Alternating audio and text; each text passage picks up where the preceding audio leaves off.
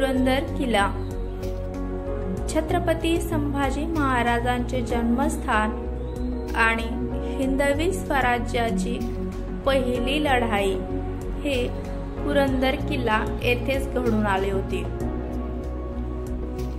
नमस्कार, पीके स्टोरीज चॅनलवर आपलं स्वागत आहे। आज आपण पुरंदरच्या किल्ल्याची संपूर्ण माहिती घेणार आहोत। चला तर मग व्हिडिओला सुरुवात करू।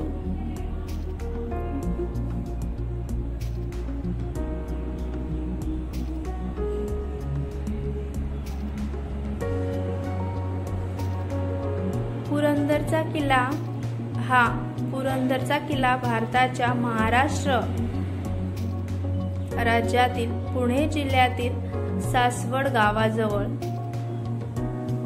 बसलेला आहे। एक महत्त्वाचा किल्ला आहे। सह्याद्रीच्या पुरंदर किल्ल्यावर छत्रपती संभाजी महाराजांचा जन्म झाला आहे। हे या किल्ल्याचे विशेष म्हणजेच सर्वात मोठे ऐतिहासिक महत्त्व आहे। दक्षिणोत्तर पसरलेल्या मूळ रांगेतून पूर्व दिशेकडे काही काटे फुटलेले आहेत। त्यापैकी एका फाट्यावर सिंहगड आहे। तोच फाटा पूर्वेकडे अंदाजे 24 किलोमीटर वरून सुरुवात होऊन भुलेश्वर जवळ समाप्त होतो। याच डोंगराळ जागेवर पुरंदर आणि वज्रगड वसलेले आहेत। कात्रज घाट किंवा बापदेव घाट किंवा दिवे घाट सुद्धा बोलतात त्या घाटाला ओलांडून पुरंदरच्या पायथ्याशी जाता येते। किल्ल्याच्या चौफेर माचा आहेत। किल्ला पुण्याच्या आग्नेय दिशेला अंदाजे 20 किलोमीटर तर सासवडच्या नैऋत्याला 6 मैलावर आहे। गडाच्या पूर्वेला बहुतांशी प्रदेश सपाट आहे तर पश्चिमेला डोंगराळ प्रदेश आहे। वायव्येला 13 ते 14 मैलावर सिंहगड आहे। या पश्चिमेला 19 ते 20 मैलावर राजगड आहे। पुरंदर किल्ला तसा विस्ताराने खूप मोठा आहे। किल्ला मजबूत असून बचावाला खूप उत्तम जागा आहे।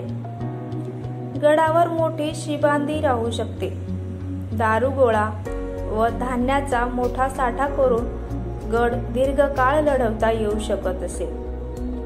एक बाजू सोडली तर गडाच्या इतर सर्व बाजू दुर्गम आहेत। गडावरून सभोवारच्या प्रदेशावर बारीक नजर ठेवता येते।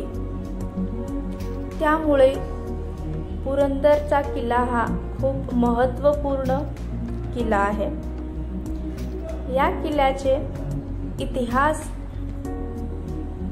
काय आहे किंवा इतिहासामध्ये या किल्ल्याचे काय महत्त्व आहे ते आपण पाहूया। पुरंदर म्हणजे इंद्र। ज्याप्रमाणे इंद्राचे स्थान बलाढ्य तसाच हा पुरंदर।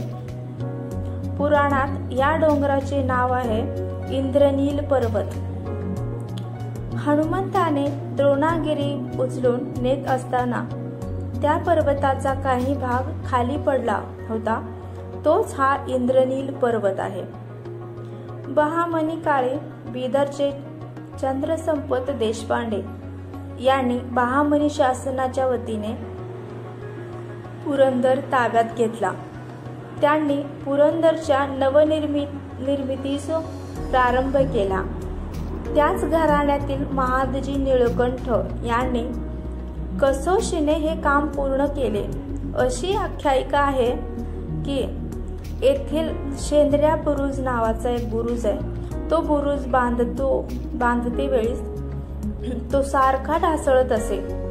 तेव्हा बाहिरनाक सोननाक या युवकाने आपला पुत्र नाथनाक आणि सोन देवकाबाई अशी 2 मुले त्यात गाडण्यासाठी दिली। त्यांचा बळी घेतल्यावरच हा बुरुज उभा राहिला। हा किल्ला सन 1889च्या सुमारास निजामशाही सरदार मलिक अहमद याने जिंकून घेतला होता. पुढे शके 1550 मध्ये तो आदिलशाहीत आला. इसवी सन 1649 मध्ये आदिलशहाने शहाजी राजांना कैदेत टाकले. त्याच वेळी शिवाजी महाराजांनी अनेक आदिलशाही किल्ले आपल्या ताब्यात घेतले होते. म्हणूनच शिवरायांचा बंदोबस्त करण्यासाठी आदिलशहाने फत्तेखान नावाच्या सरदारास रवाना केले. परिस्थिती फारच बिकट होती. एकीकडे आपले वडील कैदेत होते तर दुसरीकडे फत्तेखानाच्या स्वारीमुळे स्वराज्य धोक्यात येणार होते. महाराजांनी यावेळी लढाईसाठी पुरंदर किल्ल्याची जागा निवडली, पण मात्र यावेळी गड मराठ्यांच्या ताब्यात नव्हता. तो महादजी निळकंठराव यांच्या ताब्यात होता. त्यांच्या भावाभावामधील भांडणाचा फायदा उठवून महाराजांनी किल्ल्यात प्रवेश केला. या पुरंदर किल्ल्याच्या सहाय्याने मराठ्यांनी फत्तेखानाशी झुंज दिली आणि लढाई सुद्धा जिंकली. शिवाजी महाराजांना या पहिल्या लढाईतच मोठं यश प्राप्त झाले. सन 1655 मध्ये शिवाजी राजांनी नेताजी पालकर यांना गडाचा सरनोबत नेमले. वैशाख शुद्ध 12 शके 1579 म्हणजेच 14 मे 1657 वार गुरुवार या दिवशी संभाजी महाराजांचा जन्म पुरंदर किल्ल्यावर झाला. आता पाहूया पुरंदर किल्ल्याचा तह. हा एक इतिहासामध्ये खूप प्रसिद्ध तह मानला जातो. या पुरंदरच्या तहबद्दल माहिती घेऊया. शके 1587 म्हणजेच 1665 मध्ये मोगल सरदार जयसिंहाने पुरंदरला वेढा घातला. या युद्धाचे वर्णन सभासद बकरीमध्ये असे आढळते. तेव्हा पुरंदरावरी नामजात लोकांचा सरदार राजियाचा मुरारबाजी प्रभू म्हणून होता. त्याचबरोबर 1000 माणूस होते. किल्ल्याचे 1000 असे 2000 लोक होते. त्यात निवड करून मुरारबाजी याने 700 माणूस घेऊन ते गडाखाली दिलेर खानाशी आले. दिलेर खान तालेदार, जोरावर पठाण 5000, याखेरीज बैल वगैरे लोक 80 गडास चौतर्फा लढत होते. त्यात होऊन सरमिसळ झाले. मोठे धुरंधर युद्ध झाले. मावळे लोकांनी व खासा मुरारबाजी यांनी निदान करून भांडण केले. 500 पठाण लष्कर ठार झाले. तसेच बहिरे मारले. मुरारबाजी देशपांडेचे हे शौर्य पाहून दिलेर खान बोलिला, अरे तू कौल घे, मोठ्या मर्दाना शिपाई तुझ नावाजितो. ऐसे बोलिला मुरारबाजी बोलिला, तुझा कौल म्हणजे काय? मी शिवाजी महाराजांचा शिपाई, तुझा कौल घेतो की काय?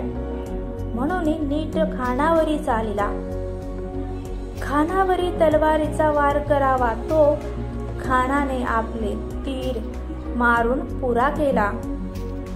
तो पडला. मग खानाने तोंडात आंघोळी घातली. असा शिपाई खुदाने पैदा केला.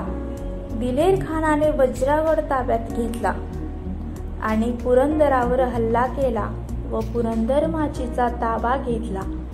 माचीवर खानाचे आणि मुरारबाजीचे घनघोर युद्ध झाले. मुरारबाजी पडला आणि त्याचबरोबर पुरंदरही पडला. हे वर्तमान जेव्हा महाराजांना कळले तेव्हा त्यांनी जयसिंहाशी तहाशे बोलणे सुरू केले आणि 11 जून 1665 साली इतिहास प्रसिद्ध पुरंदरचा तह झाला.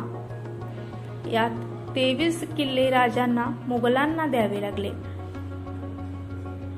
8 मार्च 1670 मध्ये निळोपंत मजुमदाराने पुरंदर किल्ला स्वराज्यात आणला. संभाजी महाराजांचा मृत्यूनंतर किल्ला औरंगजेबाने जिंकला होता व त्याचे नाव आझमगड असे ठेवले होते. पुढे मराठ्यांच्या वतीने शंकररावजी नारायण सचिवांनी मोगलांशी युद्ध करून पुरंदर परत आपल्या ताब्यात घेतला. शके 1695 मध्ये छत्रपती शाहू महाराजांनी किल्ला पेशवेंना दिला. अनेक दिवस किल्ल्यावर पेशवांची राजधानी होती. शके 1697 मध्ये गंगाबाई पेशवे यांना गडावर मुलगा झाला आणि त्याचे नाव सवाई माधवराव ठेवण्यात आले. इसवी सन 1818 मध्ये इंग्रजांनी गड आपल्या ताब्यात घेतला.